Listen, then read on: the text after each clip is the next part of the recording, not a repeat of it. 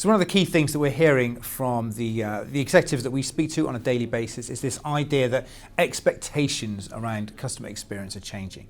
So firms are now not just competing against other companies in their industry verticals, they're competing against the likes of Amazon and Apple and Google, these best-in-class firms in terms of that customer experience. So these firms have embraced the idea that the customer is king. Therefore, the way that customer interacts with your brand is paramount. It has to be a good experience. So there's a few things there. It has to be a seamless experience across platforms and devices. It has to be personalized. It has to be relevant.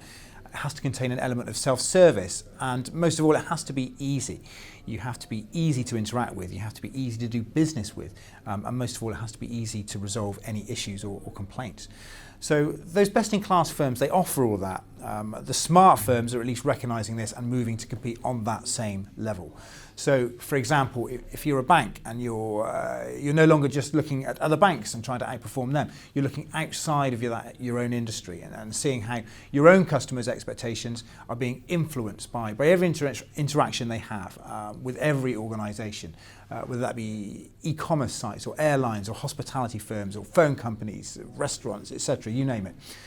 It's no longer enough to be just as good as your competitors. You need to be as good as, if not better than, companies in these other industries too. So as a result, we're seeing customer experience as a massive focus for companies right now.